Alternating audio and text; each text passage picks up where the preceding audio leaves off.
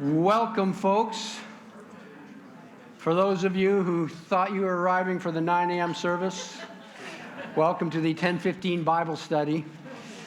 Hopefully you'll check in on the 11:15 service pretty soon.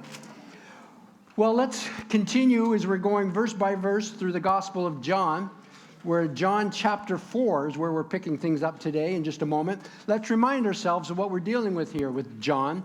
The word gospel is a genre, is what it's come to be known as now. It's a form of literature. It's a combination of a first century Greco-Roman biography along with a sermon from the first century. It's a hybrid of those two genres. The author, we believe, is John, son of Zebedee, who was one of the 12 apostles. It was written probably sometime around 70 AD or 85 AD, sometime around there most likely, though we're not certain. We began by looking at the prologue. That's the very beginning there, the first few verses where John introduces the main theme and the main character, and we as readers are given inside information that Jesus is God in flesh. He's the Word who became flesh and dwelt among us. And John's writing this so that we will believe in Jesus. And then we looked at the beginning of Jesus' public ministry. I'm getting a bit of a ring up here, guys. The beginning of Jesus' public ministry, where he talked about John the Baptist. And then we saw the calling of those first disciples. And then Jesus' first miracle, the changing of the water and the wine. And then Jesus clashing with religious leaders at the Jewish temple, which was sort of setting the tone for the rest of Jesus' ministry. And then how Jesus understood the true nature of humanity. He knew what was in every heart. We learned that at the end of chapter 2. And then in chapter 3, we looked at Jesus' interactions with Nicodemus, who was a religious ruler, part of the Sanhedrin, and how Jesus, in that conversation, reveals his own role, his own authority, his own future, ultimately. He said things to Nicodemus that Nick would only understand after Jesus' death and resurrection. And then we also saw at the end of the last time we were together how John the Baptist's influence was decreasing and Jesus' influence was increasing. And that brings us now to John chapter 4. John chapter 4 in your Bibles. Let's read verses 1 to 3 together. Now Jesus learned that the Pharisees had heard that he was gaining and baptizing more disciples than John, although in fact it was not Jesus who baptized, but his disciples. So he left Judea and went back once more to Galilee. So as your outline says, we learn in verses 1 to 3 the reason that Jesus headed north. The reason Jesus headed north. And 1a, Jesus sought to minimize any potential division between his disciples and John's disciples. So the reason he heads north is he wants to minimize any potential division between his disciples and John the Baptist's disciples. See, knowing that John the Baptist's disciples were struggling with loyalty issues and not wanting to unnecessarily polarize these two ministries, and knowing that the Pharisees were beginning to focus upon Jesus due to his growing notoriety and popularity, and not wanting to turn the heat up on his ministry too soon. As I talked about in our first service, and we'll get in our second service, over 3 years, Jesus gradually releases information about himself. Because the more he talks about his true nature, the more the religious figures and the Roman authorities will be coming down on him. So he gradually releases information. And he knows the heat's starting to rise, and he wants to not get too much pressure on his ministry too soon. So he's trying to minimize any potential damage by departing the southern region of the land of Israel, where most of his opponents dwelled, or in Judea, in the Jerusalem area. And then number 2, the route that Jesus took. Let's read verses 4 to 6. Now, he had to go through Samaria. So he came to a town in Samaria called Sychar, near the plot of ground Jacob had given to his son Joseph. Jacob's well was there, and Jesus, tired as he was from the journey, sat down by the well. It was about noon. So let's get a sense on a map here of what's going on.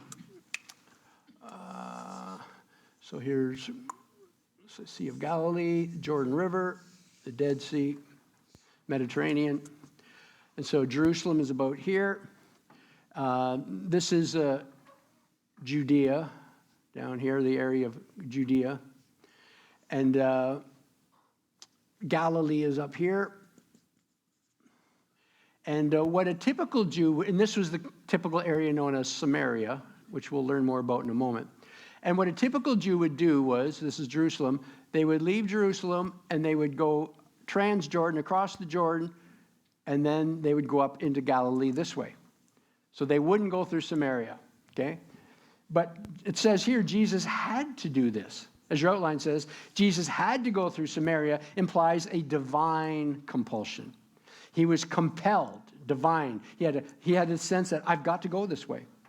Because they didn't always go this way, and most Jews didn't, but he felt a compulsion to go this way. So why is this even mentioned? Who are the Samaritans? Now, before we fill in the next blanks on your outline, let me give you some background, and then, so you're not going to have a blank for a couple moments, but we'll fill in some background here first.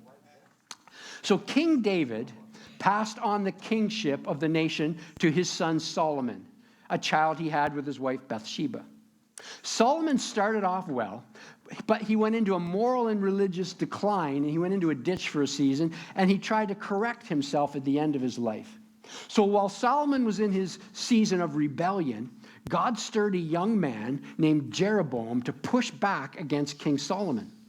Now, Solomon he doesn't respond well to Jeroboam, so Jeroboam flees south into Egypt, okay? And that's where he hides. Well, King Solomon dies, and his son Rehoboam is on the throne, is named king.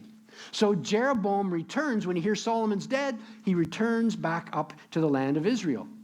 And many of the leaders in the nation suggest to Jeroboam that he approach King Rehoboam and ask him to lighten the tax load on the nation. The people are paying too much tax, and they say, hey, Jeroboam, will you go talk to Rehoboam on our behalf? So Jeroboam does this. And Rehoboam, this young upstart king, he foolishly responds. He first asks the older folks, what do you think we should do? Hey, loosen the taxes and the people will love you forever. He goes to his peers, to the younger gang. He says, hey, guys, what do you think I should do? You grew up with me. And they all said, tell them that Solomon, your finger is thicker than your dad's waist. And if they thought that Solomon did a lot, that's nothing. You're going to crush them if they don't obey you. So he listens to his peers, and he says, I'm going to raise the taxes. Well, this leads to a revolt against King Rehoboam and a civil war in Israel.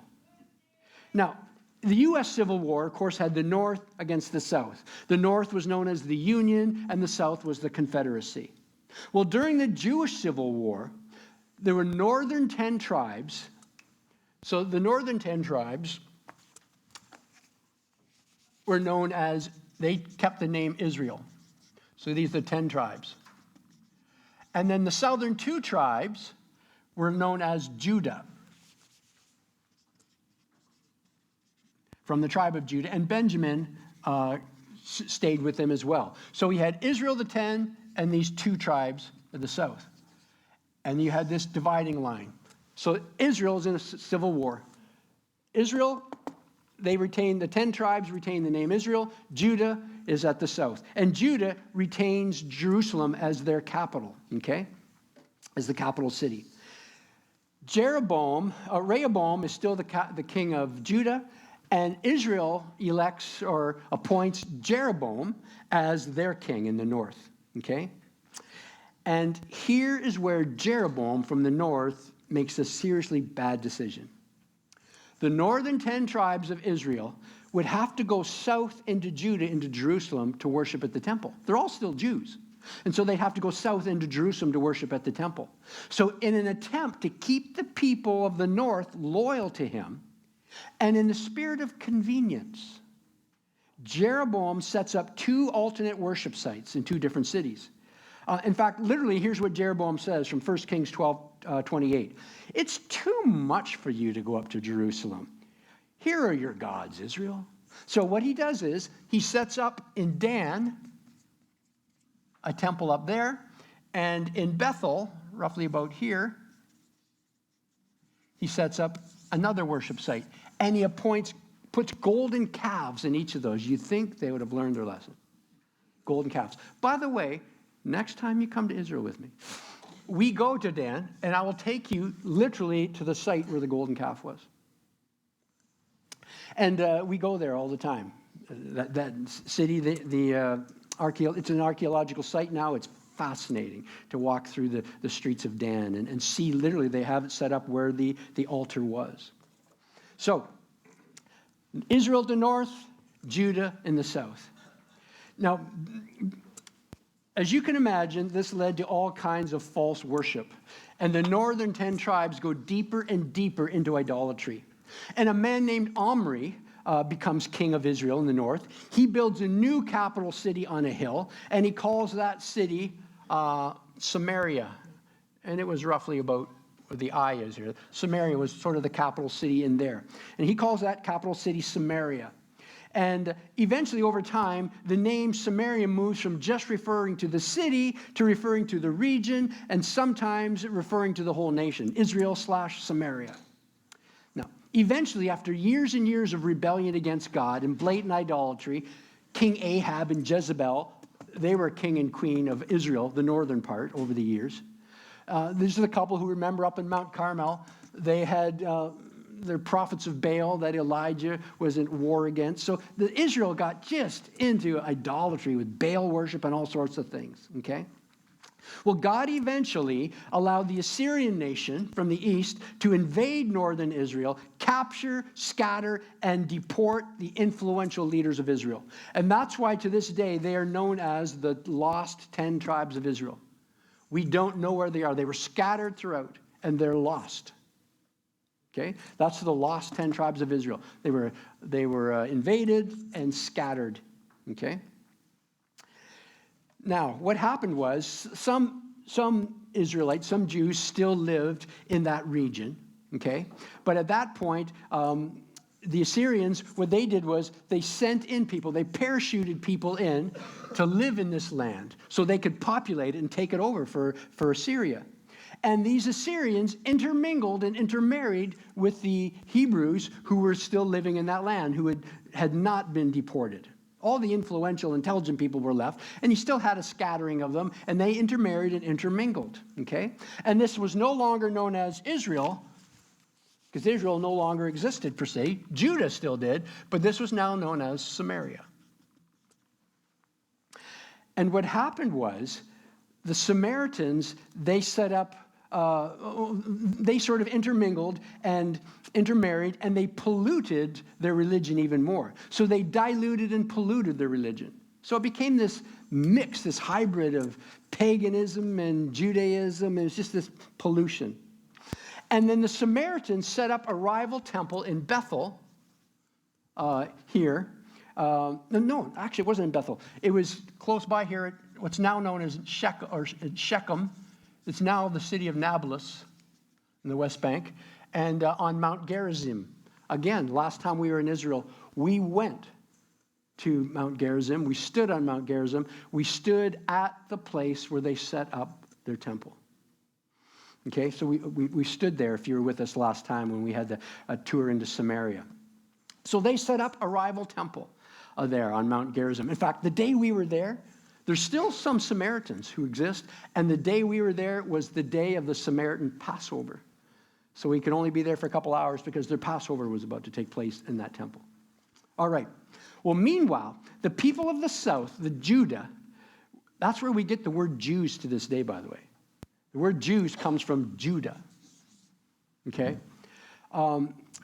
They so detested the Samaritans that they just would have nothing to do with them. They were not loyal. The Samaritans had mixed and hybrid and with Assyrians, and they had gone into all sorts of idolatry and so on. So because of this history, the people of Judah, the Jews, hated anything to do with Samaria. Okay? Now, by the first century, Judah didn't exist anymore. So, first century during Roman rule, Judah didn't exist anymore. Samaria didn't exist anymore as official political geographical entities. There were no official borders between them. By the first century, all of this was ruled by Rome. However, in the Jewish mind, this still existed. In the minds of the average Jew, who would now only be ancestors of Judah, The memory was still embedded in their minds, and the history of this region was still in their minds, and they still treated the region as though that border still existed. And so that's why when you hear the story of the Good Samaritan, it's like calling the Good Taliban. That's why when Jesus told the story and the Samaritan was the good guy, it was like, what? And that's why when Jesus said, who is the neighbor? He wouldn't say the Samaritan. The Jewish religious leader said, the one who helped him. They wouldn't even say Samaritan. Okay? So now let's answer the box teaching on your outline. With that as a background, who are the Samaritans? They are the descendants of those from the northern 10 tribes of Israel that intermingled and intermarried with their Assyrian invaders centuries before.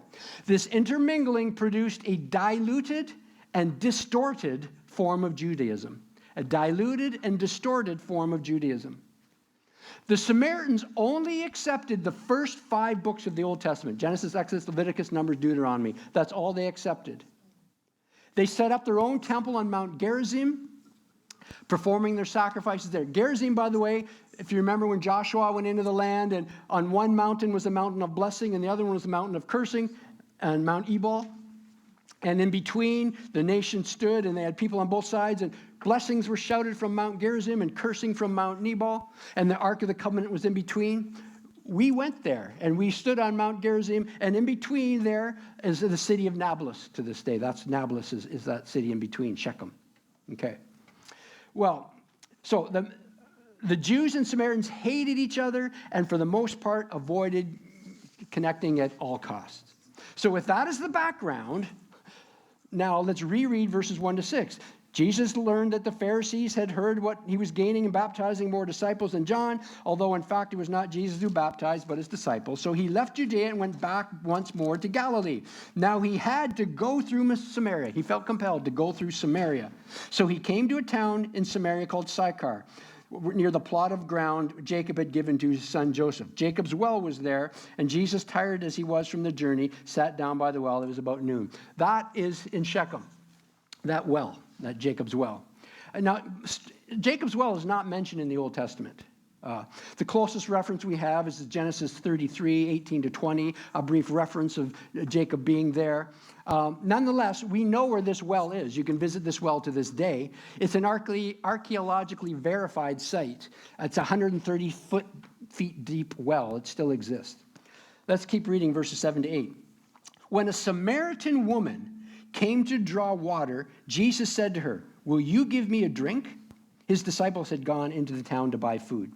Number 3, your outline says, Jesus alone met and interacted with a Samaritan woman at Jacob's well.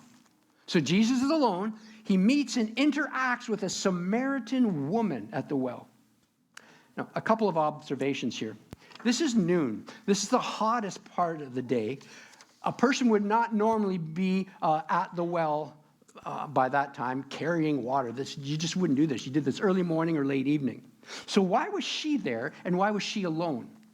Well, as we learn more about her, it's quite possible that she was being ostracized from the community.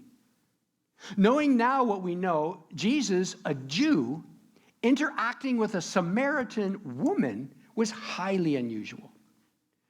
Let's read again verses 7 to 9. A Samaritan woman came to draw water. Jesus said to her, "Will you give me a drink?" His disciples had gone into the town to buy food. The Samaritan woman said to him, "You are a Jew, and I'm a Samaritan woman. How can you ask me for a drink? For Jews do not associate with Samaritans." So number 4, the woman was shocked at Jesus' willingness to speak with her. She was shocked at his willingness to speak with her. So there's already tension just because of the centuries of conflict. Number 5, Jesus responds by informing her there is more going on than meets the eye. He responds, there's more going on than meets the eye is what he's saying to her. Jesus answered, verse 10, "If you knew the gift of God and who it is that asks you for a drink, you would have asked him, and he would have given you living water." Now, this gift of God, refers to Old Testament prophecies. Jeremiah 2, "My people have committed 2 sins. They have forsaken me, the spring of living water, and have dug their own cisterns that cannot hold water. Or Ezekiel 36, I will sprinkle clean water on you and you will be clean. I will cleanse you from all your impurities and from all your idols. I will give you a new heart and put a new spirit in you. I will remove from you your heart of stone and give you a heart of flesh. I will put my spirit in you and move you to follow my decrees and be careful to keep my laws. This is this gift of God that has been promised. So as your outline says, B, Jesus was presenting himself as the mediator of God's provision. He's the mediator, the one who will bring God's provision. He's the channel, the giver of God's provision. That's how he presented himself. C, living water also means running water at that time. So living water had a double meaning.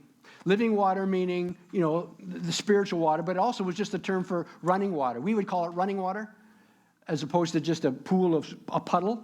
Living water, it's water that moves, bubbles, it's moving, it's living water. Number 6, she, like Nicodemus, is still stuck in the literal physical realm. Like Nicodemus, she's still stuck in the literal physical realm. Let's read verses 11 to 12 of chapter 4. Sir, the woman said, you have nothing to draw with, and the well is deep. Where can you get this living water? Are you greater than our father Jacob, who gave us the well and drank from it himself, as did also his sons and his livestock? So, as your outline says, she's essentially saying, who do you think you are? Who do you think you are? She's saying, our ancestor Jacob couldn't find a source of running water around here, but suddenly you're going to find one? And number 7, Jesus responds by clarifying his previous statement. He responds by clarifying his previous statement. He expands on it. Jesus answered, everyone who drinks this water will be thirsty again.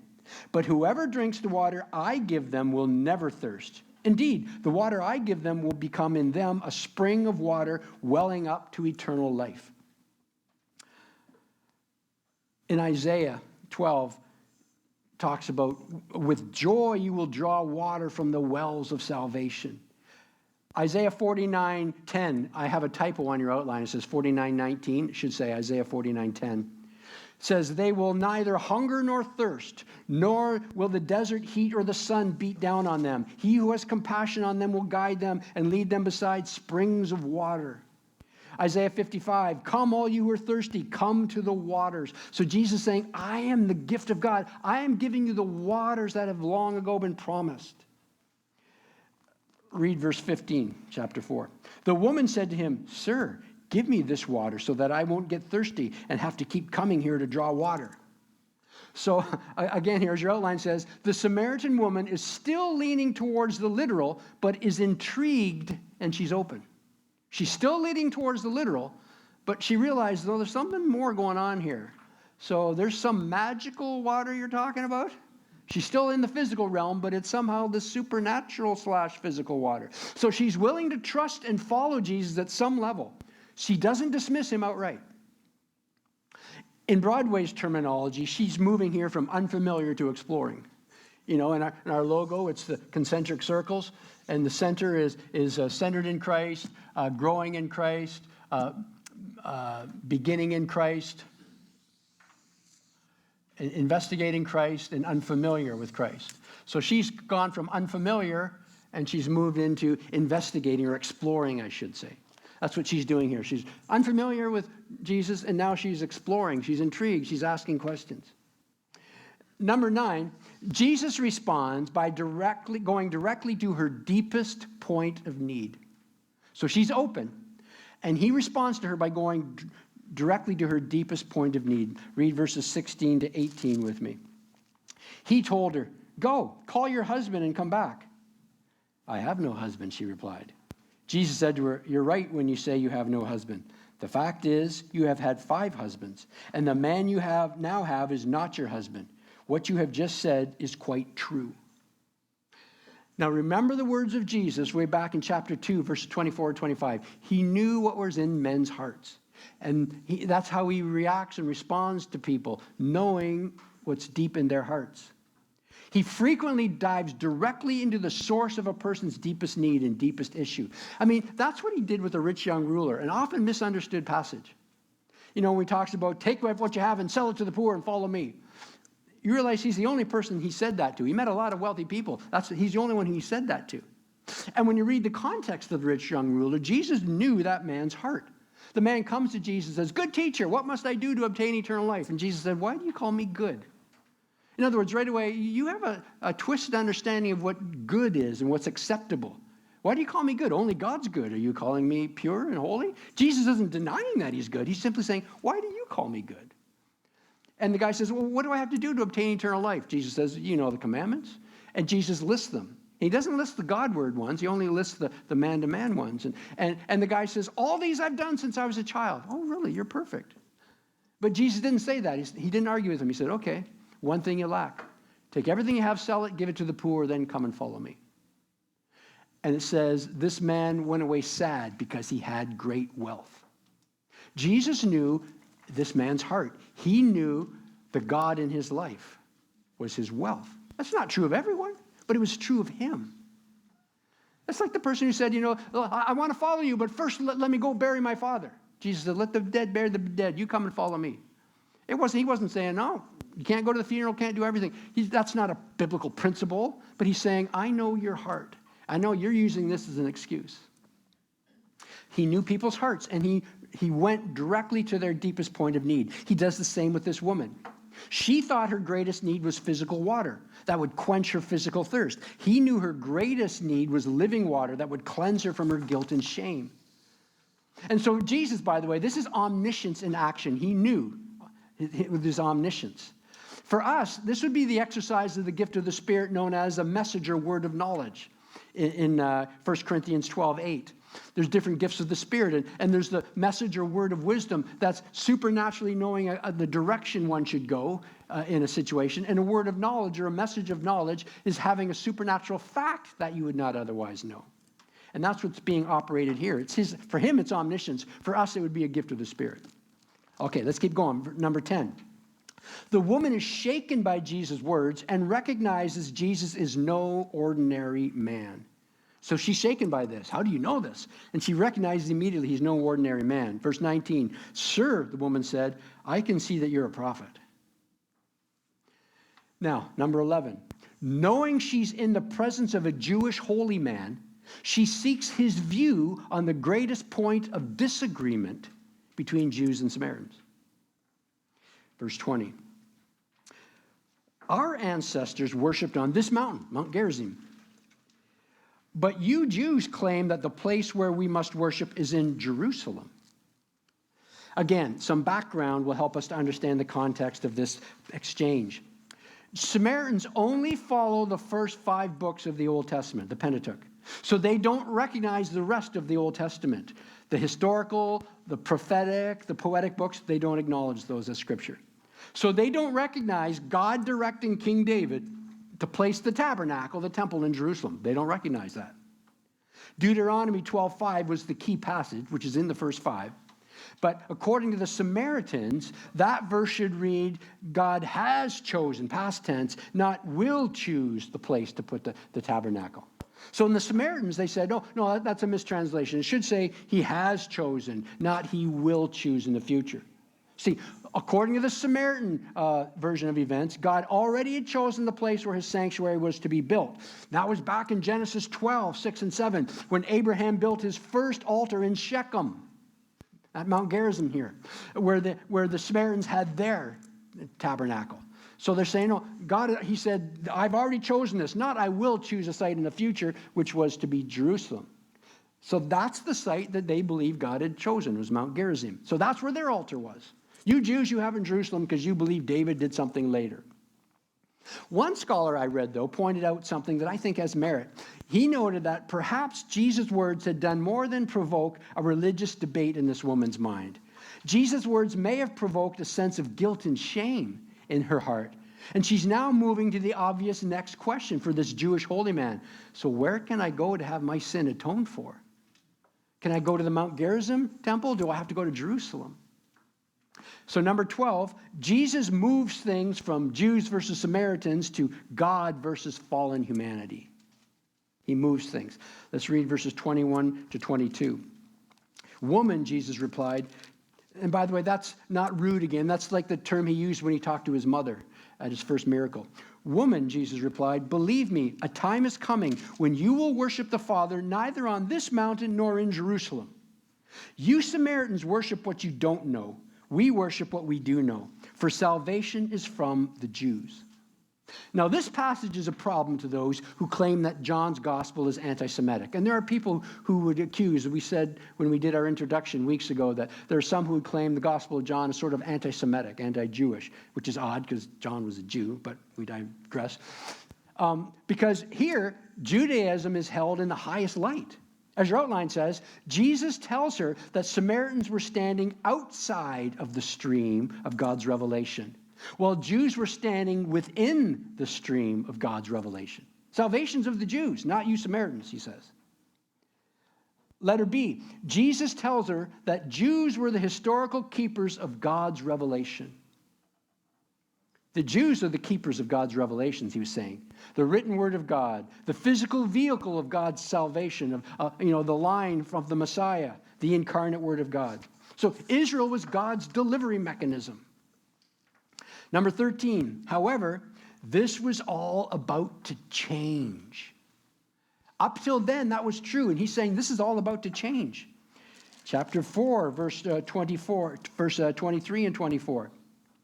"Yet a time is coming and has now come when the true worshipers will worship the Father in the Spirit and in truth, for they are the kind of worshipers the Father seeks. God is spirit, and his worshipers must worship in the Spirit and in truth." So as your outline says, worship will no longer be about a physical location, but a Spirit-filled experience. The time is coming and has now come. It's not going to be about a physical location, but a Spirit-filled experience. Again, this is why I can never understand evangelical Christians who are all rallying about the rebuilding of the temple in Jerusalem. No. Jesus prophesied its destruction. Its purpose had been fulfilled. You are now the temple. The Spirit now lives within us.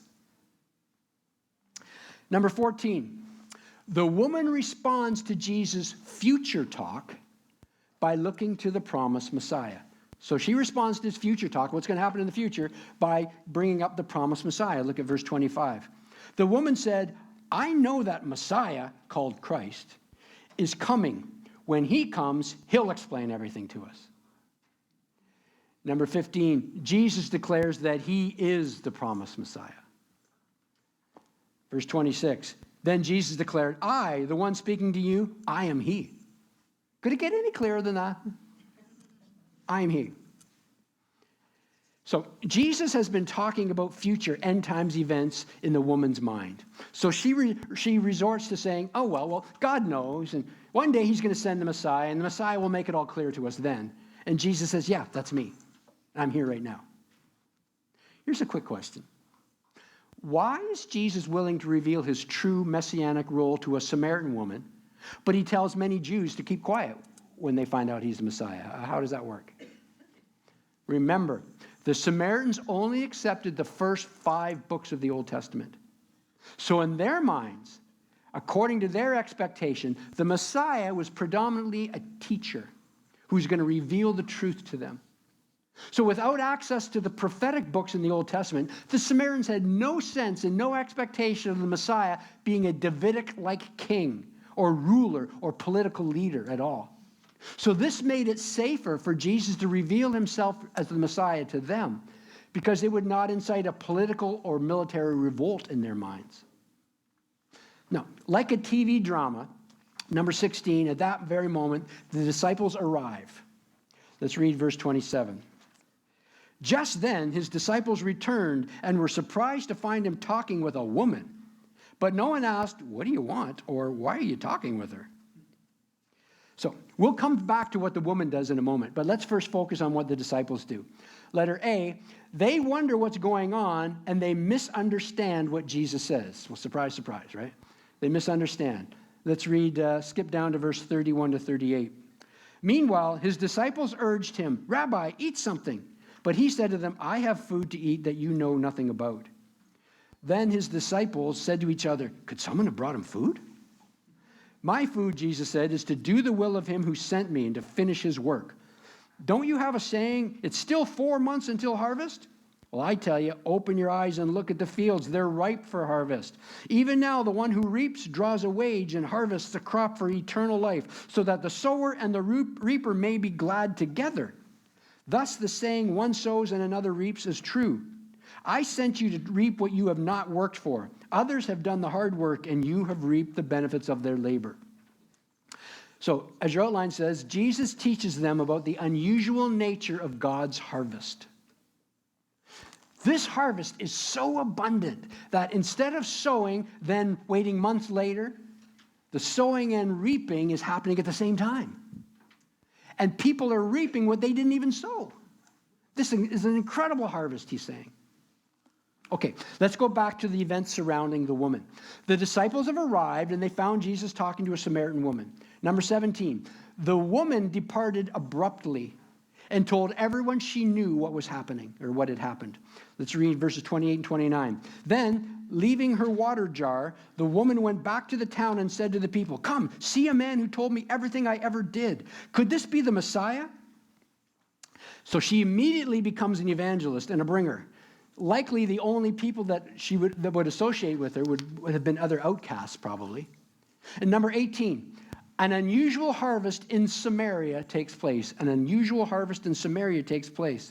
Look at verse 39. Many of the Samaritans from that town believed in him because of the woman's testimony.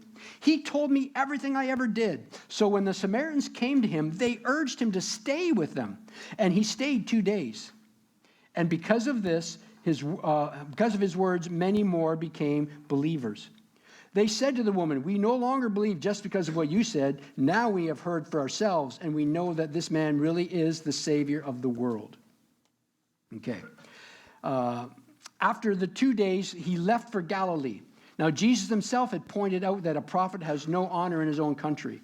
And when he arrived in Galilee, the Galileans welcomed him. They had seen all that he had done in Jerusalem at the Passover festival, for they also had been there. So, as your outline says, 2 days later, Jesus resumes his trip north into Galilee. We're at letter B now. 2 days later, Jesus resumes his trip north into Galilee. And then he contrasts, letter A, he contrasts the Samaritans' response to him with the Galilean response. So remember, the Samaritans, they're supposed to be hating Jews, right? But the fact that Jesus, a Jewish rabbi, the Samaritans beg him to stay a couple more days so he can teach them more, tells you everything you need to know about Jesus' demeanor, about the power of his presence, the effectiveness of his ministry, and the openness of those people. But now he goes back into Galilee to the Jewish people who are supposed to be, on his side, if you will, more than the Samaritans. And now there's a contrast between the Samaritans' response and the Galilean response. But it says the Galileans welcomed him, right? Isn't that a good thing? Well, as your outline says, the Galileans seem to primarily be interested in miracles. They are primarily interested in miracles. Number 2, an official under the employment of Herod Antipas approaches Jesus. An official under the employment of Herod Antipas approaches Jesus. Let's read verse 46 to 47. Once more he visited Cana in Galilee, where he had turned the water into wine. And there was a certain royal official whose son lay sick at Capernaum. When this man heard that Jesus had arrived in Galilee from Judea, he went to him and begged him to come and heal his son, who was close to death.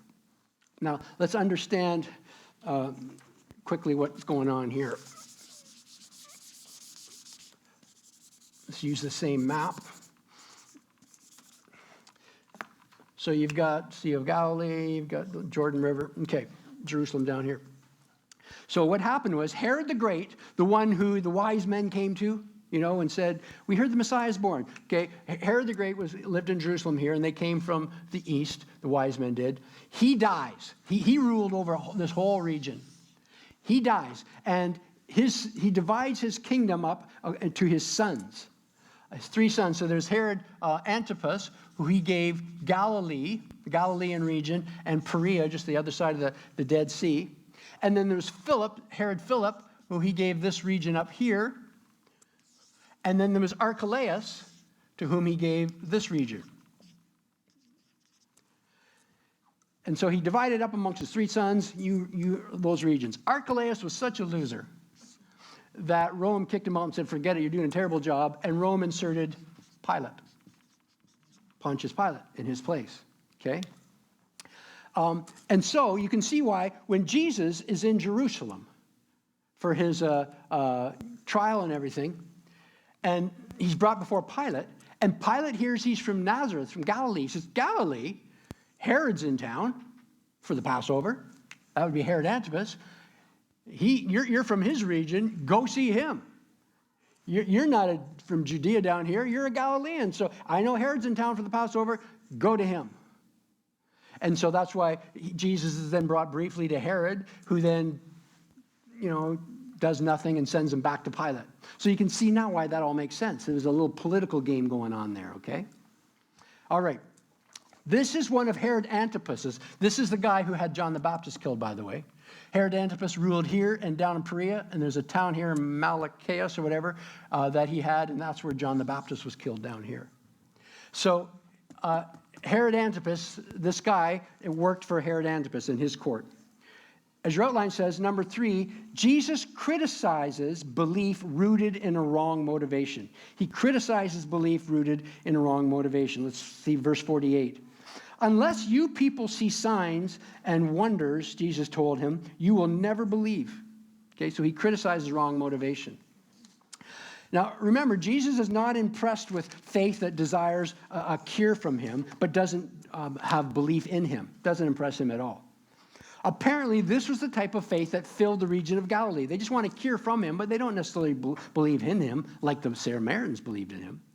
However, there was something about the faith of this royal official's man that Jesus knew to be real. Keep reading verse 49 to 50. The royal official said, Sir, come down before my child dies. Go, Jesus replied, your son will live. The man took Jesus at his word. Underline that in your Bible. He took Jesus at his word and departed. So, as your outline says, number 4, Jesus responds by offering a promise, not by providing a sign. He responds by offering a promise, not by providing a sign. And the man took Jesus at his word. Here's where this man's faith is set apart from everyone else's. He had no sign. He only had a promise from Jesus. He trusted Jesus' promise and acted upon Jesus' word. So the wrong order of events would be sign, belief, and then obedience. That's the wrong order, and that's kind of the Galilean order. The proper one would be belief, obedience, then a sign. If you can think in those terms. All right, let's read verses 51 to 53. While he was still on his way. So, by the way, they're here in Cana, roughly around here, and Capernaum is up here on the Sea of Galilee. So he then goes back, and while he's heading back to Capernaum, he gets word. Let's read verse 51. While he's still on his way, his servants met him with the news that his boy was living. When he inquired as to the time when his son got better, they said to him, yesterday at 1 p.m, the fever left him. Then the father realized that this was the exact time at which Jesus had said to him, your son will live. So he and his whole household believed. So number 5, the man's faith in Jesus was confirmed and shared. His faith in Jesus was confirmed and shared.